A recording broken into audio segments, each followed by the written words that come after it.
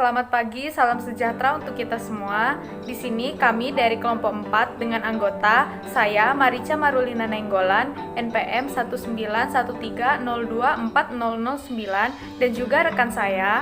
Perkenalkan, nama saya Nyoman Trijaya Kusuma, NPM 19530240003. Di sini kami akan menjelaskan hasil diskusi kami mengenai osmoregulasi dan juga termoregulasi pada hewan air asin. Nah, setiap makhluk hidup itu mempunyai fungsi fisiologis untuk mengatur masing-masing proses tubuhnya hingga mencapai sebuah keseimbangan atau yang disebut dengan homeostatis. Nah, untuk mencapai homeostatis ini, hewan mempertahankan lingkungan internal atau yang ada di dalam tubuhnya untuk sama atau konstan dengan lingkungan eksternalnya, walaupun lingkungan eksternalnya itu berubah secara signifikan. Nah, diantaranya untuk mencapai keadaan homeostatis tadi, hewan melakukan osmoregulasi dan juga termoregulasi. Nah, yang pertama akan kita bahas di sini adalah osmoregulasi. Seperti yang sudah dibahas pada pertemuan sebelumnya bahwa osmoregulasi secara umum itu merupakan upaya atau kemampuan hewan untuk mengontrol keseimbangan air dan juga ion di antara di dalam tubuh dan juga di lingkungannya melalui mekanisme pengaturan tekanan osmotik. Nah, mengapa proses osmoregulasi ini diperlukan? Karena adanya perbedaan cairan tubuh dan juga lingkungan di sekitarnya. Contohnya, jika sebuah sel di dalam tubuh hewan tadi itu menerima terlalu banyak air dari lingkungan luarnya, maka otomatis sel tersebut kan akan mengembang dan juga akhirnya akan meletus dan mati. Begitu pula sebaliknya, jika terlalu sedikit air, maka sel tersebut akan mengerut dan juga mati. Nah, osmoregulasi ini berfungsi ganda sebagai sarana untuk membuang zat-zat yang tidak diperlukan oleh sel ataupun organisme hidup. Makanya osmoregulasi ini berkaitan erat dengan ekskresi. Selanjutnya yaitu tantangan osmotik. Nah, seekor hewan itu dapat mempertahankan keseimbangan air dengan dua cara. Nah, ini terutama pada hewan di air asin ya. Nah, yang pertama itu menjadi osmokonformer, yang berarti bahwa keadaan di dalam tubuh hewan itu isoosmotik atau sama dengan keadaan yang ada di lingkungan sekitarnya. Yang kedua yaitu menjadi osmoregulator. Nah, di sini hewan mengontrol osmolaritas internal terlepas dari osmolaritas lingkungannya. Maksudnya, hewan itu dapat menjaga tekanan air dan juga ion yang ada di dalam tubuhnya, walaupun tekanan air dan juga ion yang ada di lingkungan sekitarnya itu berbeda. Selanjutnya yaitu osmoregulasi pada hewan air asin. Nah, seperti yang kita ketahui ya, bahwa di dalam air asin itu terdapat salinitas atau kadar garamnya. Salinitas ini dapat menjadi faktor pembatas bagi kehidupan hewan akuatik. Mengapa? Karena hewan yang hidup di dalam air asin itu mengalami permasalahan kehilangan air karena tekanan osmotik tubuhnya yang hipotonik atau lebih rendah daripada lingkungannya.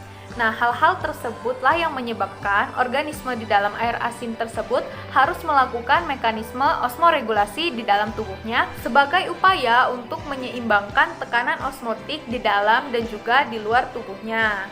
Sebagian besar vertebrata laut dan juga invertebrata laut itu merupakan osmoregulator atau yang memiliki tekanan osmotik berbeda dengan lingkungan di sekitarnya.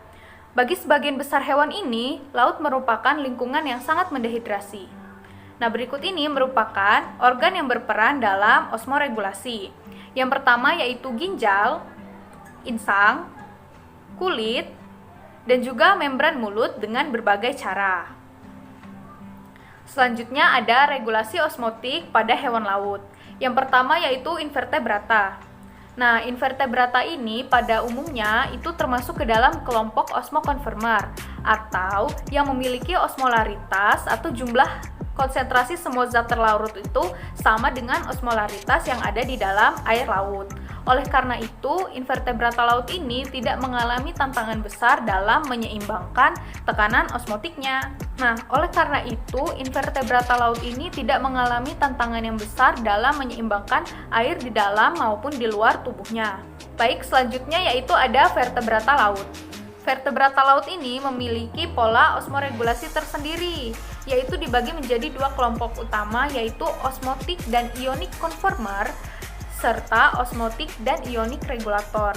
Untuk pengertiannya itu sama saja seperti osmokonverter dan juga osmoregulator. Nah, contoh hewan vertebrata yang termasuk ke dalam kelompok osmotik dan ionik converter ialah hagfish atau mysin, yang merupakan vertebrata primitif dari kelompok Xylostoma. Nah, untuk pola osmoregulasinya ini sama dengan vertebrata air laut karena mereka sama-sama bersifat converter tadi. Kemudian yaitu vertebrata laut yang termasuk ke dalam kelompok osmotik dan ionik regulator. Nah, itu contohnya ada ikan laut bertulang keras, misalnya ikan kod, yang terus-menerus kehilangan air melalui osmosis. Nah, agar proses fisiologi di dalam tubuhnya itu berjalan normal, maka diperlukan suatu tekanan osmotik yang konstan tadi ya, makanya diperlukan adanya osmoregulasi. Ikan kod ini tadi memanfaatkan insang dan juga ginjalnya untuk membuang garam. Di dalam insangnya itu terdapat sebuah sel yang dinamakan sel klorida yang terspesialisasi secara aktif untuk mentransport ion klorida atau Cl- keluar dan juga ion natrium atau Na+ mengikuti secara pasif atau tidak memerlukan energi ya. Nah, di dalam ginjal tadi, kelebihan ion kalsium, magnesium, dan juga sulfat diekskresikan bersama dengan kehilangan sejumlah kecil air. Contoh vertebrata yang lain yaitu ada hiu laut dan sebagian besar kondriktia atau hewan berkartilago yang ternyata memiliki strategi atau pola osmoregulasi yang berbeda. Nah, seperti ikan bertulang keras atau ikan kod tadi, hiu itu memiliki konsentrasi garam internal yang jauh lebih kecil daripada air laut, sehingga garam itu cenderung berdifusi ke dalam tubuh dari air, terutama melintasi insang.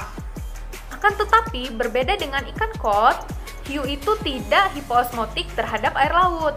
Nah, hal ini disebabkan karena jaringan hiu itu mengandung konsentrasi urea yang tinggi, produk buangan bernitrogen dari metabolisme protein, dan juga asam nukleat. Nah, cairan tubuhnya itu mengandung trimetamin oksida atau TMAO, yang merupakan molekul organik yang melindungi protein dari kerusakan akibat urea tadi. Nah, secara bersamaan, garam, urea, TMAO, dan senyawa lainnya itu dipertahankan dalam cairan tubuh hiu yang menyebabkan osmolaritasnya itu mendekati osmolaritas air laut. Nah, karena alasan inilah hiu itu seringkali dianggap sebagai osmokonverter. Akan tetapi, karena konsentrasi zat terlarut dalam cairan tubuhnya itu ternyata lebih besar. Nah, air itu perlahan-lahan memasuki tubuh hiu melalui osmosis dan dalam makanan. Karena hiu itu tidak minum air asin ya. Nah, terus selanjutnya, aliran air yang sedikit ini dibuang melalui urin yang dihasilkan oleh ginjal hiu. Kemudian, urin ini juga yang menyingkirkan sebagian garam yang berdifusi ke dalam tubuh hiu. Sisanya itu hilang dalam feses atau diekskresikan dalam organ yang disebut sebagai kelenjar rektal. Selanjutnya yaitu ada perbedaan osmoregulasi ikan air asin dan juga ikan air tawar. Nah, di gambar yang ini yang di sebelah kiri ini adalah ikan air asin dan juga yang di sebelah kanan itu ada ikan air tawar. Nah, pada ikan air asin kita bisa lihat perbedaannya ya. Terjadi pengambilan air dan juga ion-ion garam dari makanan dan air laut yang diminum. Sementara di ikan air tawar itu hanya pengambilan air dan juga beberapa ion dari makanan karena ikan air tawar itu tidak minum banyak air seperti ikan air asin. Perbedaan selanjutnya yaitu yang terjadi di insang. Pada ikan air asin itu ion-ion garam diekskresikan, sementara pada ikan air tawar itu terjadi pengambilan ion-ion garam. Jadi perbedaannya yaitu jika di air asin ion-ion garam itu diekskresikan, maka di ikan air tawar itu ion-ion garam tadi diambil. Selanjutnya, pada ikan air asin itu terjadi kehilangan air osmotik dan beberapa bagian pada permukaan tubuhnya. Sementara pada ikan air tawar itu terjadi pengambilan air osmotik dan beberapa bagian pada permukaan tubuhnya. Dan yang terjadi pada ginjal, yaitu pada ikan air asin, urin yang diekskresikan itu ialah kental, sementara pada ikan air tawar, urin yang dihasilkan yaitu encer. Baiklah, selanjutnya yaitu termoregulasi yang akan disampaikan oleh rekan saya. Kepada Nyoman, dipersilakan. Selanjutnya yaitu materi termoregulasi. Termoregulasi sendiri merupakan proses penjagaan suhu internal hewan dalam kisaran yang dapat ditoleransi. Termoregulasi membantu menjaga suhu tubuh di dalam kisaran optimal tersebut sehingga sel-sel dapat berfungsi secara efektif meskipun suhu eksternalnya berfluktuasi. Hewan dapat kehilangan panas tubuhnya melalui yang pertama itu ada konduksi, yang kedua itu ada radiasi, yang ketiga itu ada evaporasi, dan yang keempat itu ada konveksi. Yang pertama, konduksi. Konduksi adalah perubahan panas tubuh hewan karena kontak dengan suatu benda. Yang kedua itu ada radiasi. Radiasi adalah emisi dari energi elektromagnet. Yang ketiga itu ada evaporasi. Evaporasi adalah proses kehilangan panas dari permukaan cairan yang ditransformasikan dalam bentuk gas. Dan yang terakhir yaitu konveksi. Konveksi adalah transfer panas akibat adanya gerakan udara atau cairan melalui permukaan tubuh. Baik, selanjutnya yaitu termoregulasi pada hewan air asin. Ikan mempunyai temperatur internal yang sedikit lebih tinggi daripada temperatur air di sekitarnya. Panas tubuh ikan banyak yang hilang melalui konduksi. Kehilangan panas terjadi hampir secepat panas tersebut dihasilkan. Panas yang dihasilkan dari aktivitas muskular tersebut diregulasi melalui mekanisme counter current pada kisaran yang terbatas dan kehilangan panas dikurangi dengan cara ini. Berikut gambar mekanisme pertukaran panas berlawanan arus. Untuk bagian atas, darah yang semula panas, kemudian darah ini dari jantung ke insang menjadi darah dingin.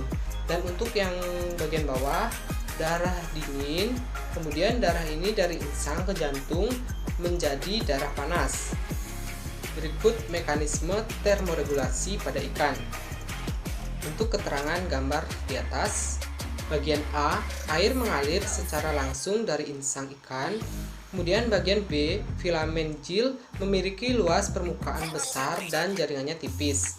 Dan untuk bagian C, darah mengalir melalui lamela sekunder ke arah berlawanan. Dari kiri ke kanan, ke aliran kanan ke kiri, ke atas lamela. Kemudian aliran darah digambarkan oleh panah biru, kecil dan merah. Aliran air digambarkan oleh panah biru besar. Efferent di sini berarti mengalir ke insang dan efferent berarti mengalir keluar dari insang.